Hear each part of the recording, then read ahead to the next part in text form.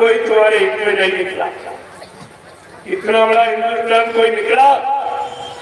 ऐसी मुसीबत आपत्ति में, बीमारी महामारियों में, प्राकृतिक प्रकोपों में, दुर्घटनाओं में, अकाल मौतों में तुमको घिरा देखकर कोई तुम्हारा हमदर्दी बना, कोई मददगार बना, सहयोगी कोई नहीं। जिनको आपने चंदा नोट वोट दिया वो भी नहीं, न कोई नेता न कोई महात्मा, सब चुप हो गए। ये काम किसी के बस का नहीं है। और बाबा जी ने पहले ही कहा था कि मेरा काम न कोई कर सकता, न हमको अपने काम से कोई रोक सकता।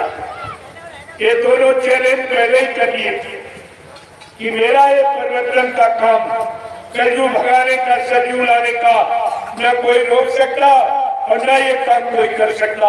अगर कोई कर सकता तो करके दिखा दे। है कोई ऐसा इस सृष्टि में जो कलयुग को भगा सकता और सतयुग को ला सकता? ये छोटी मोटी बात है।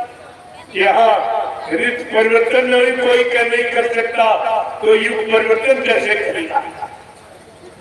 जब ऋतु परिवर्तन होता है तब आप अक्सर बीमार हो जाते हैं, सर्दी जुकाम बुखार, आप कहते हो सीजन बदल रहा, सर्दी जुकाम बुखार। जब आप ऋतु परिवर्तन नहीं बर्दाश्त कर पाते हो तो प्रेमियों बाबा जी का युग परिवर्तन कैसे बर्दाश्त कर? इसलिए आपको शाकाहारी बनाया। अब आप बात समझ में आ गई कि शाकाहार का ये संदेश क्यों दिया जा रहा, सबके कानों तक आवाज क्यों पहुंचाई जा रही कि वो युग परिवर्तन होने जा रहा है। आप लोग शाकाहारी हो जाओ तो कुदरत की मार से बच जाओ, नहीं बचना बहुत मुश्किल हो जाएगा। इसलिए आपको एक संदेश दिया जाए और चल के दिया जा रहा। कोई आपके घर आया, दरवाजे आया, गांव मोहल्ले में आया, सड़कों पर मैंने बुला बुला कर लोगों को प्रसाद दिया। ये हमदर्दी नहीं तो क्या?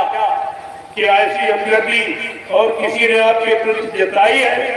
क्या ऐसी हमदर्दी करने कोई तुम्हारे यहाँ आया है? महाप्रसाद तो हिंदुस्तान में कभी किसी ने दिया ही नहीं। ये तो पहला, यानी आपके लिए दया है पहली जो प्रसाद दिया जाए। आप जब कहीं जाते थे तीरथ मूरत में, मंदिर में, तो तुम प्रसाद खरीद के पूरी ले जाते और वो पुजारी थोड़ा सा उसी में से निकाल के लौटाते, बाकी रख लेता था। लेकिन तुमको अपनी तरफ से प्रसाद बना के किसी ने दिया ही नहीं। क्यों?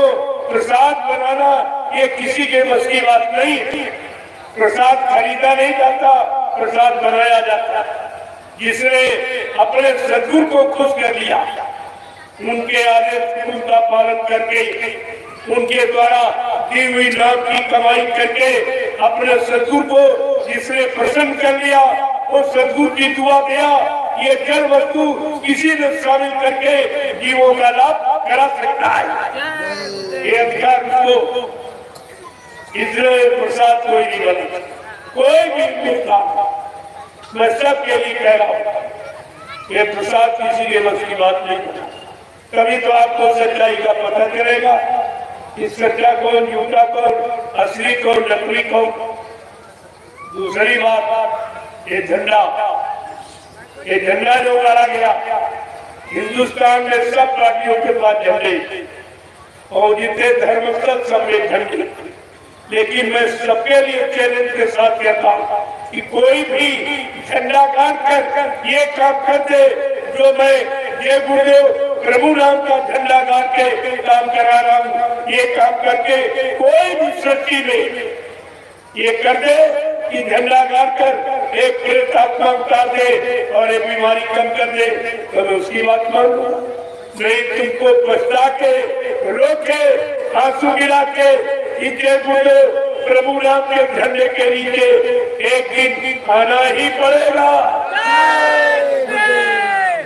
बाबा जी ने चैलेंज के साथ कहा था, जोर लगा ले है जमाने, कब तक जोर लगाएगा, जग में जय गुरुदेव का झंडा लहर लहर लहराएगा। ये छोटा मोटा चैलेंज है, क्या इस तरह और कोई झंडा लेके कह सकता? अरे आपको ये सब विचार करना चाहिए कि तुम्हारा गुरु कितना समृद्ध, कितना शक्तिमान, कितना बलवान है, जो सारी सच्ची को चैलेंज कर रहा। लेकिन आपकी समझ में कुछ नहीं आया, कुछ भी नहीं आया, एक भी मतलब समझ में नहीं आया। और एक दिन अल्लाह बचा दिया, मतलब यानी दो ही चेले हैं क्या हिंदुस्तान? मैंने पूछा, एक कह रहा बाबा जी उनको वसीयत कर गए, एक कह रहा बाबा जी उनको नाम पावन दे गए। तो मैंने कहा क्या दो ही चेले इन 45 करोड़ों का था? 1 करोड़ का जोड़ा पहनने वालों इनका क्या होगा?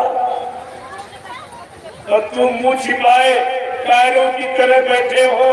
बाबा जी ने कहा ये मेरे सजवी सिपाही, ये जोड़ा पहनने वाले, तुमको ये उपाधि दी थी, तुम एकदम कायर बन गए, डरपोक एकदम आप सर नीचा करके बैठ गए।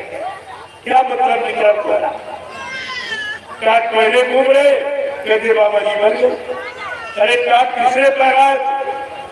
जिसने पहराया उसी को पैरों मर गए। जबकि बाबा जी ने 10, 11, 12 जून 1983 में दिल्ली रोड क्लब पर ये टाट पहनाया था। उस समय जिसने पहना है गुरु के प्रथम नारे से, वो सच्चा टाटा, वो पक्का है, वो विश्वसनीय है, वो गुरु का सच्चा सिपाही, कोई इधर उधर होने वाला नहीं है।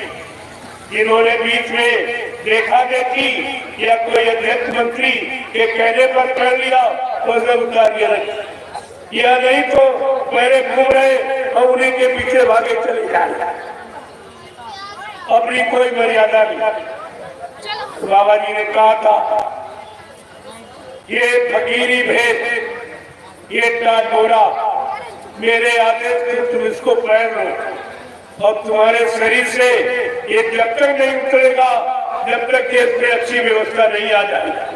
सबको रोजी रोटी नहीं मिलने लगेगी, महंगाई गरीबी नहीं समाप्त हो जाएगी, टैक्सों की भरमार को रोक नहीं दिया जाएगा, अच्छी व्यवस्था नहीं बन जाएगी, तब तक ये टाटोरा तुम्हारे शरीर से उतरेगा नहीं। और वोट क्लब पर ही बाबा जी ने यह भी कहा, जो बड़ी इच्छा से टाटोरा उतार दे उसको कभी सत्संगी मत समझना, वो भविष्य में कोई बहुत बड़ा धोखा कर सकता है। ये पहले ही आपको बता दिया गया, लेकिन तुम्हारी सोच में तो कुछ नहीं आया। उसने एक झटके में टाटोरा उतार के फेंक दिया, बाबा जी के आदेश को भी नहीं माना और गुरु की नकल कर ली, दाढ़ी बाल बढ़ा दिया, गुरु का कपड़ा पहन लिया और तुमने गुरु मान लिया।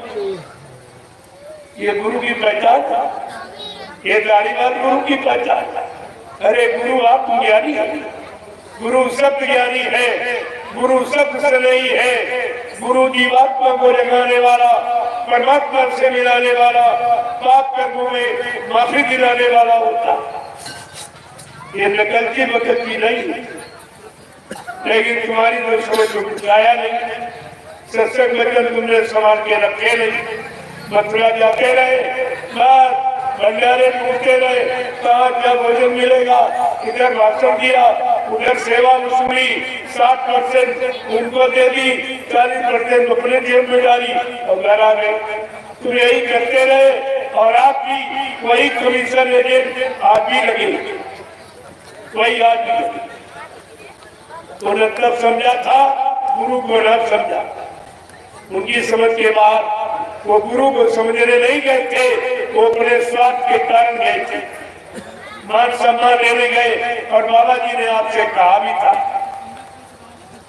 कि मेरे यहाँ दरबार में जो जिस इच्छा भाव लेके आया उसका पूरा किया गया। जो धन की इच्छा से आए वो धन लेके चले जाएंगे, जो सामान की इच्छा से आए वो सामान लेके चले जाएंगे, जो मान सम्मान पद की इच्छा से आए हैं वो पद मान सम्मान लेके चले जाएंगे। लेकिन जो बच्चे भगवान की इच्छा से आए हैं वो भगवान लेके जाएंगे और ये सब आपके सामने हो भी रहा, लेकिन तुम्हारी सोच में कुछ नहीं आया, तुम सब भूल गए, कोई बात समझ में नहीं आई।